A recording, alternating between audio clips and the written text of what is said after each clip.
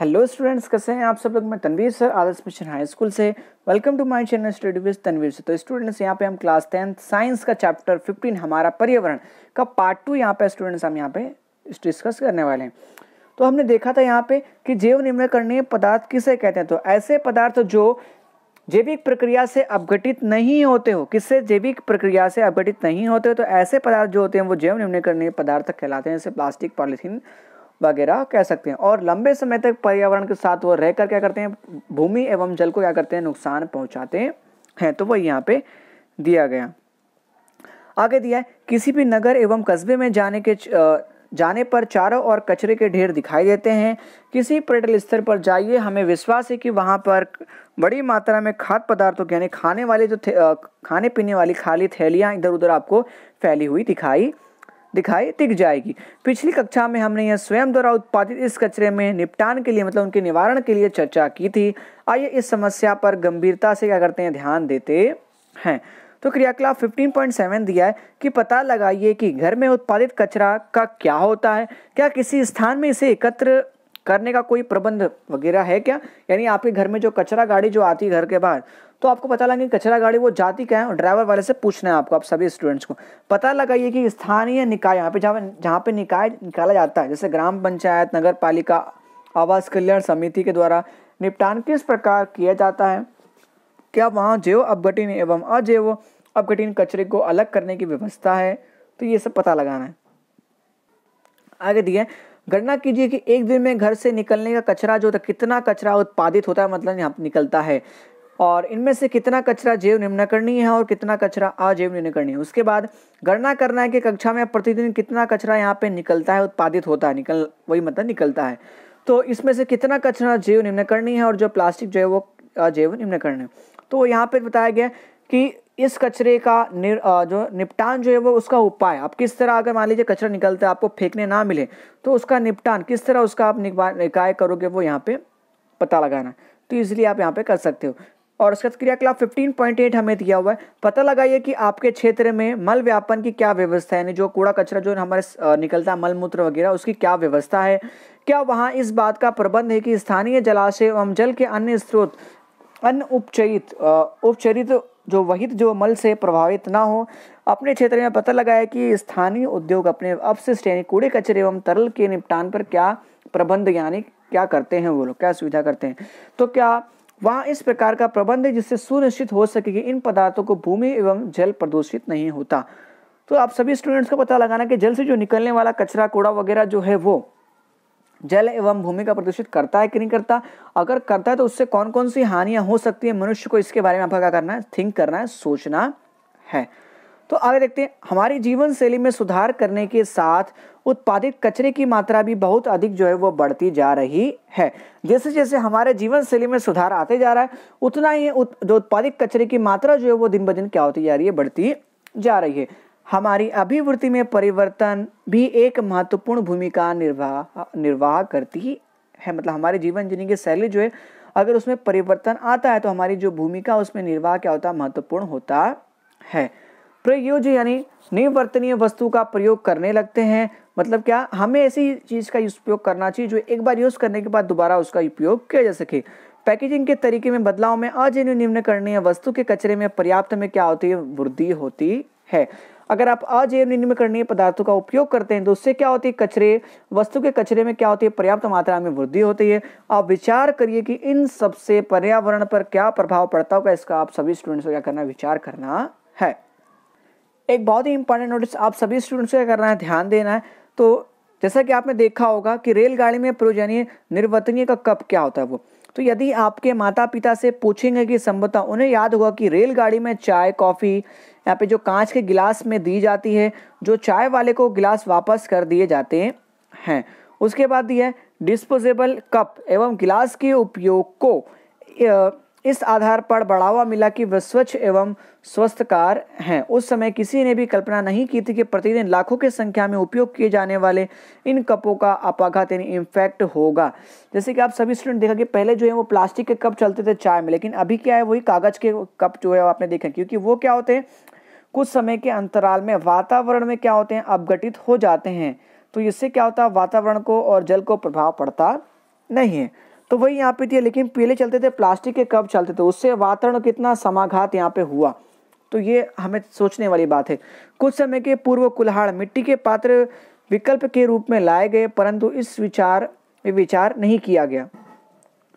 इतनी बड़ी संख्या में कुल्हाड़ बनाने, यहाँ पे कुल्हाड़ बनाने के लिए कितने उर्वरक मिट्टी का उपयोग होगा। अब कागज के डिस्पोजल कप का इस्तेमाल हो रहा है, आपके विचार में डिस्पोजेबल प्लास्टिक कप की अपेक्षा कागज के डिस्पोजल कप के इस्तेमाल में क्या लाभ है।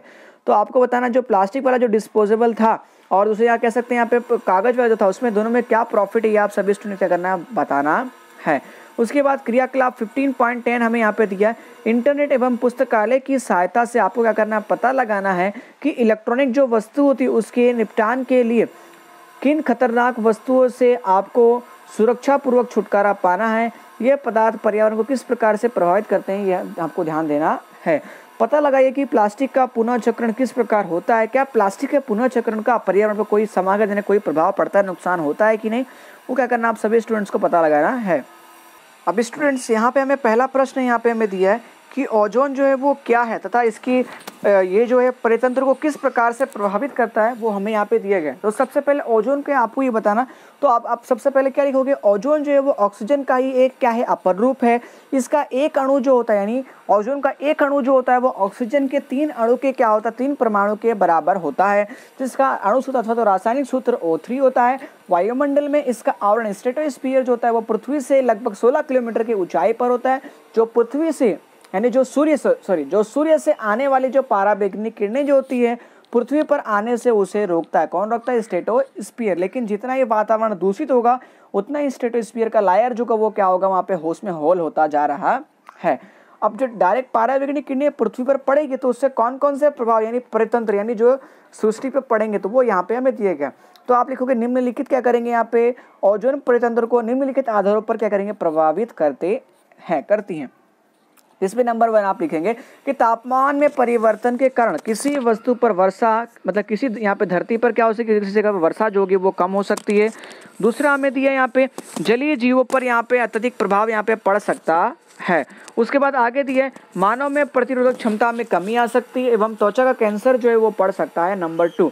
नंबर 3 क्या लिखोगे, जलीय जीवों पर यानी जो जल में जो रहने वाले जीवों पर तथा पदार्थों पर उसका प्रभाव जो है वहाँ पे हमें पड़ सकता है। नंबर 4 परिस्थिति के यहाँ पे असंतुलन यानी वातावरणीय असंतुलन जो है वो पैदा हो सकता है और साथ ही सूक्ष्म जीवों की यहाँ पे मृत्यु जो है वो हो सकती है, नंबर 5 में आप लिख दोगे। तो इस तरह स्टूडेंट्स यहाँ पे क्वेश्चन 1 जो है हमारा क्या होता है, फिनिश होता है। अब स्टूडेंट्स क्वेश्चन 2 दिया, आप कचरे के निपटान की समस्या कम करने के लिए, कचरे से अगर आपको यहाँ पे निपटान करना है, उसका निकाल करना है, तो उसकी समस्या कम करने के लिए आप क्या योगदान दे सकते हैं कि नहीं, 2 तरीके के बारे में आपको क्या करना है, यहाँ पे बताना है। तो आप क्या लिखोगे यहाँ पे आंसर में, कचरा जो होता है व्यक्ति एवं समाज के दोनों के लिए क्या है, हानिकारक है। कचरे से केवल गंदगी ही नहीं बल्कि अनेक प्रकार की बीमारियां भी फैलती हैं। कचरे की समस्या के निपटान के यहाँ पे के लिए निम्नलिखित प्रयास हम करेंगे, जिसमें नंबर 1 आप क्या लिखेंगे, पुनःचक्रण। तो पुनःचक्रण मीन्स क्या, कचरे में से कागज, प्लास्टिक, धातुएं, कपड़े के टुकड़े को अलग करके उनका पुनःचक्रण किया जाना चाहिए। मान लीजिए कोई अगर पैंट फट गया आधा, तो हम क्या करेंगे, उसे आधा काट के हाफ पैंट के रूप में यूज कर लेंगे। फिर आप मान लीजिए अगर वो पैंट भी खराब हो गया तो फिर क्या करेंगे, उसे हम घर में पोछे के रूप में उसे हम यूज कर लेंगे। तो इस तरह यहाँ पे पता, जैसे साड़ी फट गई तो साड़ी को हम क्या करेंगे, जो पायदान बनाते हैं उसका मतलब वहाँ पे बुन करके उसका पायदान बना लेंगे। तो वो यहाँ पे दिया पुनःचक्रण हम यहाँ पे करके उसका उपयोग करना चाहिए। आगे दिए जिससे पेड़ को काटने के बचाया जा सकेगा तथा प्लास्टिक एवं धातुओं को दोबारा इसका उपयोग हो सकेगा और कचरे से यहाँ पे क्या होगा, निजात हमें प्राप्त होगा। उसके बाद नंबर 2 में आप लिखोगे जैव निम्नकरणीय पदार्थों को मिट्टी में दबाकर कचरे का निपटान किया जा सकता है तथा खाद बनाकर खेतों में लगाई जा सकती है। तो नंबर 2 में क्या देखा, जो भी जैव निम्नकरणीय पदार्थ यानी जो जिसका वातावरण से विघटित हो सकता है, तो ऐसे पदार्थों को जमीन में उसको दबाकर हम उससे उसका निकाल जो है वो कर सकते हैं और खाद बनाकर खेती में इसका उपयोग किया जा सकता है। तो इस तरह स्टूडेंट्स हमारा यहाँ पे क्वेश्चन 2 जो है वो भी क्या होता है, फिनिश होता है। तो अब स्टूडेंट्स हमारा अगला टॉपिक दिया, हमने इस पार्ट से क्या सीखा, तो वो यहाँ पर सबसे पहला पॉइंट हमने देखा कि परितंत्र मतलब क्या, पूरी जो सृष्टि जो है वो, ठीक है, यानी हमारी परितंत्र के अंदर विभिन्न घटक जो होते हैं वो अन्योन्य आश्रित मतलब एक दूसरे पर क्या होते हैं, आश्रित होते हैं। नंबर 2 उत्पादक सूर्य से प्राप्त ऊर्जा को परितंत्र के अन्य सदस्यों को उपलब्ध कराता है, जैसे पौधे को हिरन, हिरन को शेर। आगे तीसरा पॉइंट, जब हम एक पोषी स्तर से दूसरे पोषी स्तर पर जाते हैं तो ऊर्जा का ह्रास यानी ऊर्जा का क्या होता है यहाँ पे नुकसान, लॉस होता है। यह आहार श्रृंखला में पोषी स्तर को सीमित कर देता है। जैसे घास को अगर किसी हिरन ने खाया, ठीक है, तो उसको तो पूरा, लेकिन किसी हिरन को किसी शेर ने खाया तो उसको सिर्फ 10% ही उसको वहाँ पे ताकत उससे प्राप्त होती है। आगे देखते हैं स्टूडेंट्स, आगे दिया मानव की गतिविधियों का पर्यावरण का समाघात होता है। मतलब मानव जितनी गतिविधियां करेगा उससे पर्यावरण पर क्या होता है, समाघात यानी नुकसान यहाँ पे होता है। CFC यानी क्लोरोफ्लोरोकार्बन जैसे रसायनों में ओजोन परत को नुकसान बहुत पहुंचाया है, क्योंकि ओजोन परत सूर्य से आने वाली पराबैंगनी यानी अल्ट्रावायलेट किरणों से अगर सुरक्षा प्रदान करती है। कौन? जो ओजोन की परत है वो। इसकी क्षति से पर्यावरण को नुकसान पहुंच सकता है। हमारे द्वारा उत्पादित कचरे एवं जैव निम्नकरणीय कचरे तथा अजैव निम्नकरणीय कचरे हो सकते हैं, यानी प्लास्टिक भी हो सकता है, कागज भी हो सकता है, वो सब चीज। हमारे द्वारा उत्पादित कचरे का निपटान एक गंभीर पर्यावरण समस्या है। तो ये आप सभी स्टूडेंट्स को मालूम ही हो गया होगा। तो चलिए स्टूडेंट्स, अब हम यहाँ पे अभ्यास के प्रश्न जो है वो यहाँ पे हम देख लेते हैं। स्टूडेंट्स, यहाँ पे मैं पहला क्वेश्चन दिया कि निम्न में से कौन से समूह में केवल जैव निम्नकरणीय पदार्थ होते हैं। स्टूडेंट्स, इसका आंसर आएगा पहला, घास, पुष्प और चमड़ा। तो ये जो है क्या है, जैव निम्नकरणीय पदार्थ है। क्वेश्चन नंबर 2 हमें दिया है, निम्न से कौन सा आहार श्रृंखला का निर्माण करते हैं। तो यहाँ पे हमें दिया गया ऑप्शन में घास, गेहूं तथा आम। नंबर 2 दिया घास, बकरी और मानव। नंबर 3 बकरी, गाय और हाथी। नंबर 4 दिया घास, मछली और बकरी। तो यहाँ पर जो आएगा यहाँ पे आहार श्रृंखला का निर्माण, तो क्या है, घास को कौन खाता है, बकरी, बकरी को कौन खाता है, मानव। यानी ऑप्शन बी जो है हमारा क्या आएगा, सही आएगा। क्वेश्चन नंबर 3 देखते हैं यहाँ पे स्टूडेंट्स। क्वेश्चन नंबर 3, निम्न में से कौन से जो हैं पर्यावरण मित्र के रूप में व्यवहार यहाँ पे करते हैं। तो नंबर ए दिया बाजार जाते समय सामान के लिए कपड़े का थैला ले जाना। फिर उसके बाद नंबर 2 यहाँ पे दिया कार्य करते समय जाने पर लाइट बल्ब या पंखा को स्विच को बंद कर देना। माँ के द्वारा स्कूटर से विद्यालय छोड़ने के बजाय तुम्हारा विद्यालय तक पैदल जाना। तो ये सभी स्टूडेंट्स, ये सारे जो होंगे ये क्या होंगे, पर्यावरण मित्र जो है वो कहलाएंगे। अब स्टूडेंट्स, यहाँ पे हमें अगला क्वेश्चन नंबर 4 हमें यहाँ पे दिया हुआ है कि यदि क्या होगा, यदि एक पोषी स्तर के सभी जीव अगर समाप्त कर दिए जाएं तो सृष्टि के अंदर क्या होगा। तो ये आप सभी स्टूडेंट को सोचना है, ये थिंकिंग वाली बात है। तो स्टूडेंट देखते हैं, अगर सभी पोषी स्तर के अगर यहाँ पे जीव जो खत्म हो जाए तो वो क्या होगा।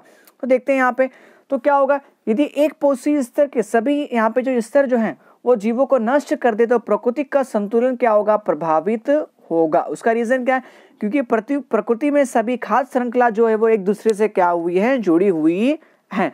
तो एक पोषी स्तर के सभी जीवों को नष्ट कर दिया जाए तो आहार श्रृंखला पूरी तरह से क्या हो जाएगी, नष्ट हो जाएगी। जैसे कि अगर मान लीजिए हमारे शरीर के जितने भी अंग हैं, जैसे हाथ है, पाँव है, नाक है, कान है, आँख है, तो ये सारी चीजें इंपॉर्टेंट। अगर उनमें से कोई भी एक चीज अगर कमी कर दी है तो क्या हमारे शरीर में पूरा कंप्लीट हो सकता है क्या, नहीं हो सकता।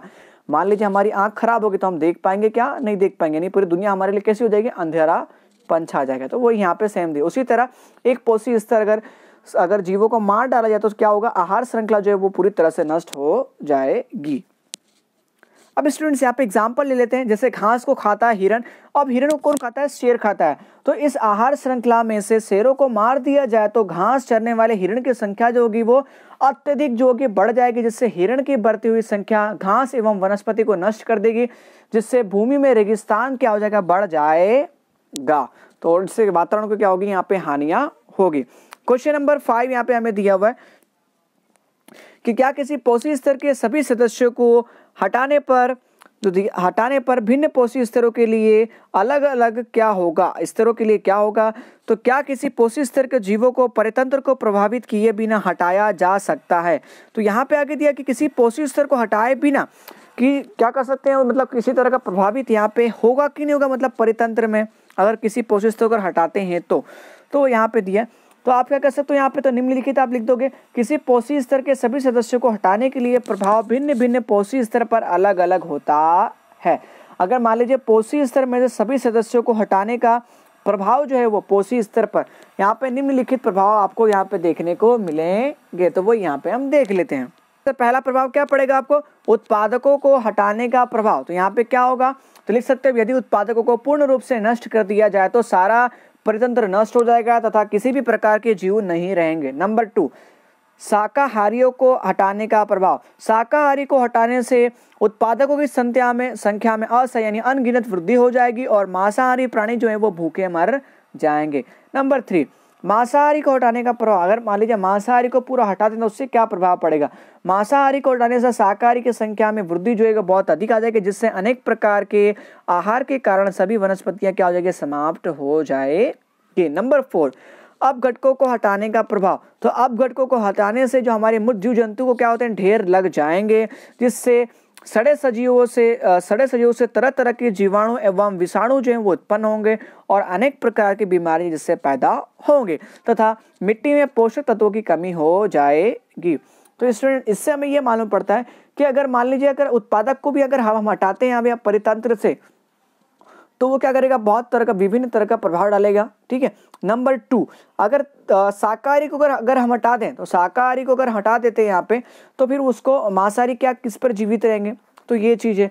उसके बाद अगर मांसाहारी दिया है, तो अगर मान लीजिए हम मांसाहारी को हटाते हैं तो यहाँ पे शाकाहारी की वृद्धि क्या होगी? अत्यधिक वृद्धि बढ़ जाएगी। तो अत्यधिक अगर वृद्धि बढ़ जाएगी तो उससे क्या होगा? सब पेड़ पौधे नष्ट हो जाएंगे। ठीक है।